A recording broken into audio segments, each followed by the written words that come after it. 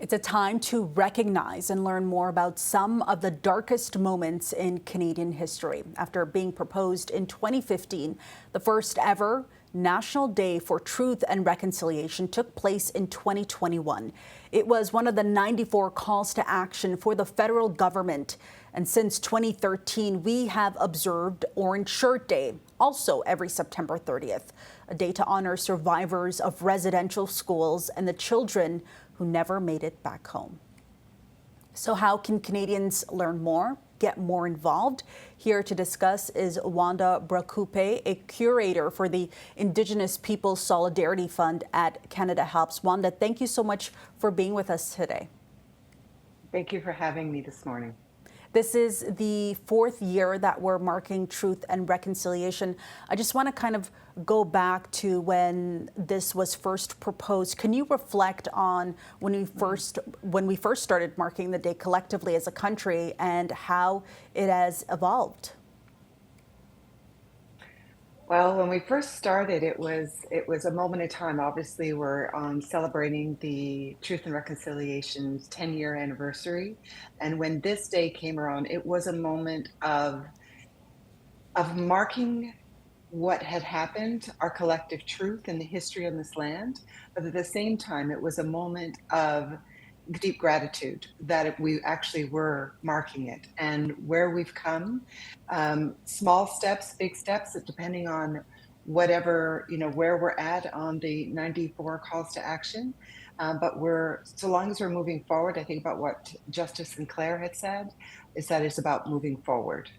And you mentioned the 94 calls to action here. We've heard, criticism and concerns that Canada just isn't making enough progress on this. What do you think is missing here? Why hasn't there been more movement?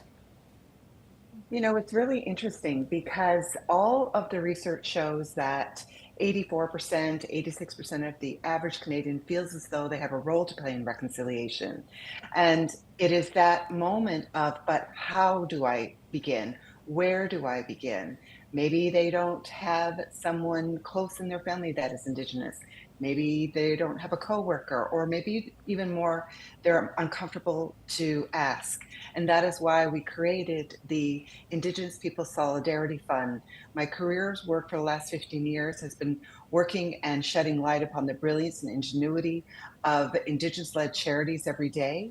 And Canada Helps and myself got together 5 years ago and decided to create this easier way for the average Canadian who may feel as though they're stuck and don't know how to engage, and shed light on the Indigenous-led organizations, the 50 plus that are a part of the Indigenous Peoples Solidarity Fund.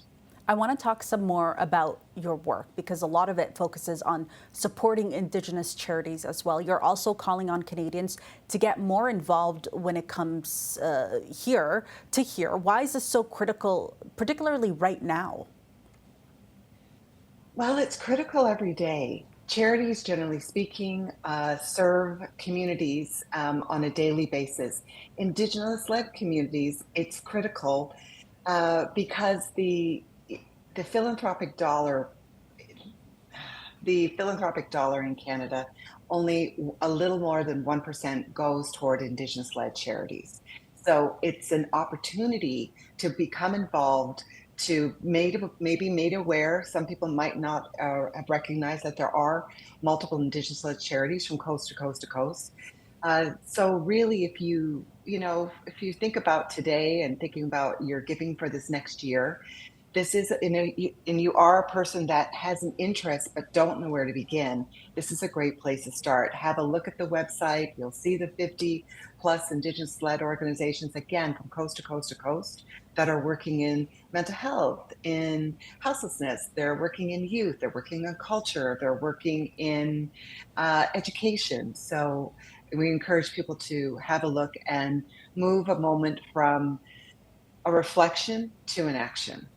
There's so many critical organizations out there that are doing so much important work throughout Canada in our communities. You are highlighting those groups there. Wanda Brascoupé, thank you so much for taking the time to speak with us. Thank you so much.